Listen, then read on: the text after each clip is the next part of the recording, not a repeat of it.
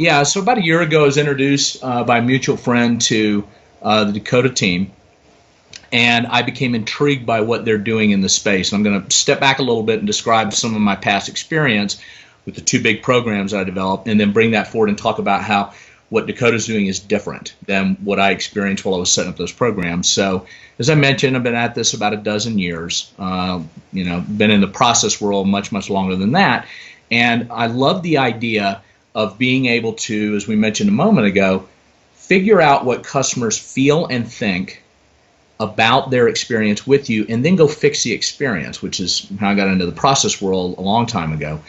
And so I was fortunate enough to be asked to come into a couple of different tech companies and from scratch start an NPS program and then add the associated elements, the measurement teams, the Six Sigma teams, program manager, to make sure we were actually fixing the things we said we would fix. And so I started that. That was along about the 2007 timeframe with the first company, and the second company was about 4 or 5 years ago, once my first company was purchased by the other. And so what we did was we created an intention around getting information from the customers through a big relationship survey. This is a B2B environment, and what we were trying to do was get our finger on that pulse. What is going on with the customers? How do they feel about us? Get that NPS score, and then say, where do we go from here? How do we improve it? Okay, because it really is proxy, seemingly. I mean, from all the research that I've seen, it is a fair proxy for the customer's experience. A, B, how you're going to do as a company, because if you've got more satisfied customers who are truly happy and would advocate on your behalf, they will tend to stay with you. The data that we found while we were doing the work at both of the companies I was with proved that. We actually saw in one case, about a 15% increase in spend year over year for companies that actually advocated versus the ones that wouldn't advocate. So we were able to prove what we'd read in the literature. So we set the program up. I'll start with the first company I worked with. It was about $1 billion IT outsourcing company. And we started doing the surveys. We had a big survey platform. We'd get the survey data in, and then we'd start charting all the data. Here's the NPS score. Here's the NPS score by the verticals of our customers. Here's the horizontals of our customers. And then we started teasing out why. We started trying to figure it out. Well, the way that we had to do it at that time was we had to have a lot of people locked in a room reading verbatim comments. And if you get good, and this is the irony of getting really good at getting response from your customers, we were getting up to 40-45%, those are real numbers, response rate from our business customers, and we would end up with thousands and thousands and thousands of verbatims. Much less if we'd been in the consumer space and it was hundreds of thousands of verbatims. Because in addition to asking the NPS question, you will ask a few why questions. Why did you comment on the way you did? What about specifically about the experience was the place that you were either happy or sad, etc. So we would go through, get that data and analyze it. And what we found was we would have to slug it out for 4, 6, 8 weeks after the initiation of one of those surveys to try to rush to get all of this information, get it codified, as I said earlier, put it into big presentations, and show it to our board of directors, our management team. Meantime, the world still turns. There's still things happening. Customers are happy or sad or whatever. So what I found from the big platform providers, I've worked with most of them in some capacity, or I've actually consulted with companies that use them, was the survey stuff's great. They're really good at that. But the why, what happens once you get that data? How do you analyze that data? It wasn't quite where it needed to be. And I'll give you an example. One of the things that most of the companies that do this rely on are these, they're word pairs. They're these heat maps where it shows word pairs.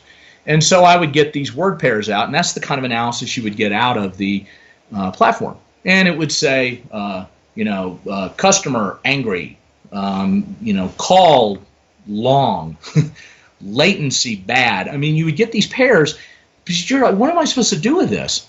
That's great. And I remember I put the slides in the deck, show it to the board, we'd all nod our heads and look at it and go, customer angry. But what do you do with it? The cool thing, and I'm going to cut to the chase, is what Decooda does is in real time, they are able, through the algorithms they've created that really look at two axes. The first axis is the emotion that the customer feels, and they use these imaginative questions to get at what that emotion is, and then the impact, the significance of those emotions. And so what they're trying to figure out is magnitude. What is the magnitude of those feelings in terms of the impact that magnitude has on the customer's experience, how they look at their end-to-end experience with you. So if you take any business, you would look at it, and there's a framework that's been out there forever that AT&T came up with. It's called LB-GUPS, Learn, Buy, Get, Use, Pay, Support.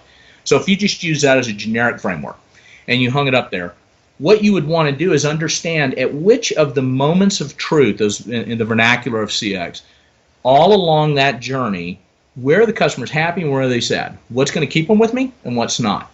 And the cool thing that Decooda does is in real time, while you're surveying customers, or be it through a direct relationship survey or an episodic transactional survey, I bought something today and I had this specific experience today, they're able to, in real time, analyze the data coming from the customer and in some cases ask these imaginative questions and get to the heart of the feeling that that customer has.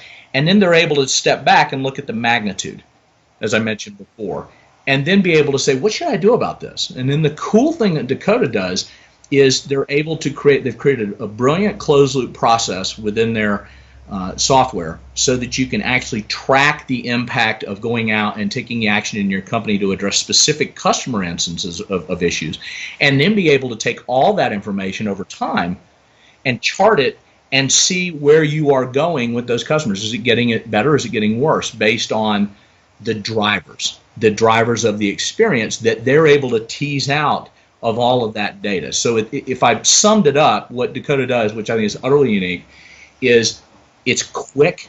They're able to, in real time, get you focused on the right things, right? And they're able to cut through all the noise of the data and get to things that are meaningful. That you, when you come back to the thing I said earlier, that they ask these imaginative questions and they get to the emotion, and then how much that emotion impacts. I haven't seen anything quite like what they do. I think it's utterly unique. I'm very impressed with the way they have developed their methodology and how easy it is to use when you're working in this field.